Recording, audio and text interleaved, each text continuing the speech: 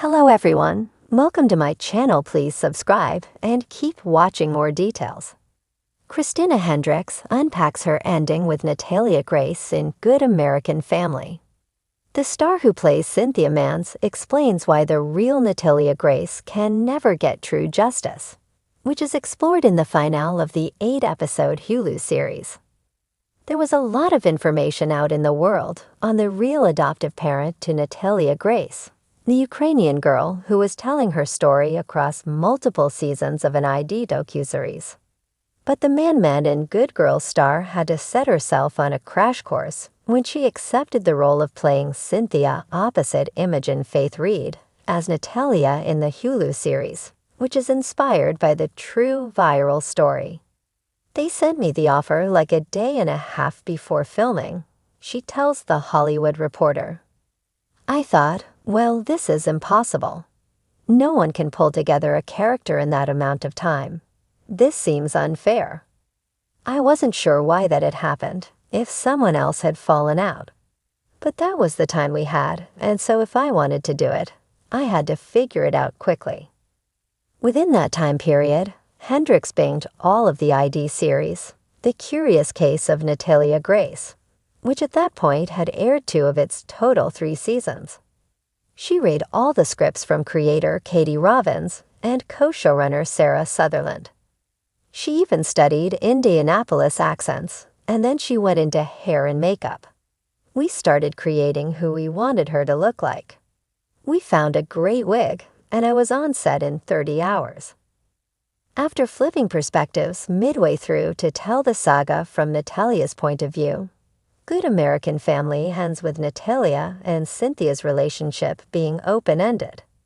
Reed previously told TR that she viewed their final conversation as Natalia pulling away due to the disappointment of losing her trial against her first adoptive family, the Barnetts, played by Ellen Pompeo and Mark Duplass, but that Cynthia made it clear her door would always remain open.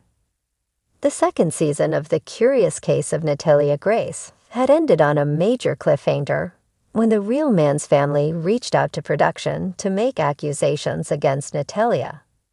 In the 3rd season, which released after Good American Family wrapped filming, abuse allegations were then leveled against the Mans, and Natalia's complicated relationship with the family was explored.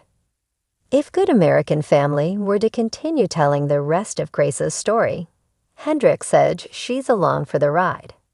Below, she talks to Tara about joining the cast so deep into the series, what she hopes viewers will take away, and why justice can never truly be served for the real Natalia Grace. Well, when I got the script, I didn't know anything about the real story. I was just blown away by the wild ride that this was. It's one of the most intriguing scripts you'll ever read. You can't believe that it's based on a true story. I was just captivated immediately, and then I liked the challenge of playing someone so different, and I liked being a part of this Hulu structure. I've seen shows they've done in the past that they handled really well with these sort of true-life dramatizations. It just felt like a great opportunity, and because I come in at the end, I already knew all these great people were involved. So I wanted to be involved pretty immediately. It was a pretty wild beginning, a little bumpy for me coming in so late. But everyone was really welcoming and tried to make it as comfortable as they could in such a dramatic turnaround. Once I was in and I was settled, we were good to go. I watched all of what was out there at the time. In that amount of time, I had 30 hours before filming. We knew when we were filming that this was an ongoing story. We knew there was going to be a season 3, and we saw the end of season 2. Because it's an ongoing story, this series could go on and on and on. So we wanted to ensure that it was a very specific time in these people's lives. I think you can't help but have more questions at the end of that. That was the cliffhanger of their particular documentary. But I didn't feel like we needed to worry about it because our script ends at a specific time. If we do season 2, then we'll certainly when we start to flip the perspective to Natalia's perspective. We wanted to show a very, very different side of what was going on, and probably what Natalia felt when she first met the man's family. These people felt like a loving, safe place for her, so it was important to me to be true to what was on the page. Otherwise, the story doesn't really work. If you're not seeing these two very, very dramatic perspectives, then the audience isn't going to be on that journey with you. And even if you watch the ID series, you had a little bit of that, where you're on a roller coaster of emotions. I didn't have a lot of time to talk to Katie beforehand. So I had to say, this show's been going on for 5 episodes already. There's people that I respect incredibly, and I know are sensitive artists, and so I'm going to trust that this is being handled in a sensitive and respectful way. And then just be as true to the character that's in the script as possible. Because this isn't a script or a story about taking liberties or having my own opinions about the person. This is about the dramatization of this script that Katie and Sarah wrote. All of these characters are incredibly complicated. There are things that are right and there are things that are wrong. There are ways that you treat people and ways that you don't treat people. But I think that sometimes you can find yourself in a place that you didn't intend to start in. I think there is a sense of community with Cynthia Mans. I do think that there is a nurturing aspect to her, and I think that maybe some things could go off the rails. I don't know the full story of how she got to where she got. I only know what's out there in the world that we've all been able to get our hands on. But I do think that, in so many of these stories, you started out thinking one thing.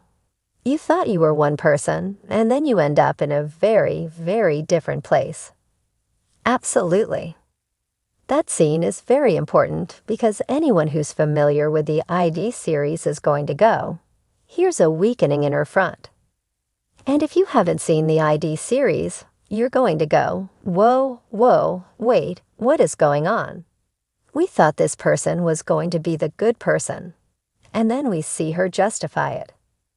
We see Cynthia go, well, there's a bunch of kids here, and maybe this is a sign.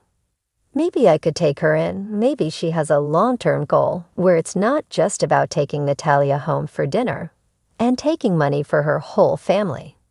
Maybe she really does think this girl's going to need to stay here a while. This doesn't look good to me. Let's get everyone fed tonight. Let's get her safe. Let's get her in a clean, loving home, and we'll go from there. That's what you hope, but you don't know.